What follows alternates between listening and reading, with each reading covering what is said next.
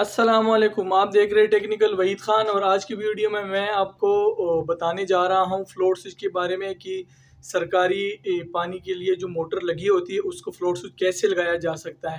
کیونکہ اگر آپ اس کو ایسے ڈائریکٹ فلوٹ سوئچ لگا دیں گے ٹینکی فل ہونے پہ موٹر بند ہو جائے گی، اور آپ کو اگر یاد نہ رہا اور کسی اور ٹائم پہ ٹینکی خالی ہونے کے بعد موٹر آٹومیٹک آن ہوئی تو آپ کی موٹر جلنے کا خطرہ ہے۔ اس کے لیے میں اس کو لگاؤں گا بیل، اور اس کا سارا کنیکشن طریقہ میں آپ کو سمجھاؤں گا۔ تو چلیے ویڈیو شروع کرتے ہیں اور میں آپ کو دکھاتا ہوں۔ جی تو یہ اس کے وائر ہیں، اس میں ہم بلیک اور ریڈ یوز کریں گے۔ یہ بلیک اور ریڈ یوز والا جو ہے نا، جب جیسے پانی فل ہوگا اور فلوٹ سوئچ اوپر کی طرف آئے گا تو آن ہو جائے گا۔ آن ہونے پہ یہ نیچے بیل کو آن کر دے گا، کیونکہ یہ سرکاری پانی پہ جو لگا ہوا ہے اس وجہ سے۔ تو چلیے میں اس کو کنیکشن کرتا ہوں اور پھر ہم موٹر چلا کے ٹینکی کو فل کرتے ہیں، پھر دیکھتے ہیں کہ بیل بجتی ہے کہ نہیں۔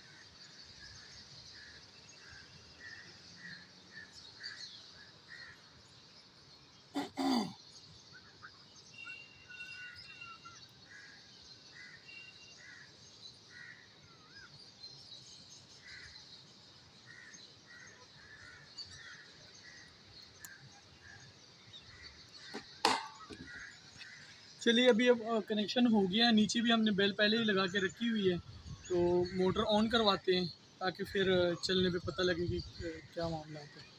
چلیے یہ فلوٹ سوئچ سے تار آ رہی ہے،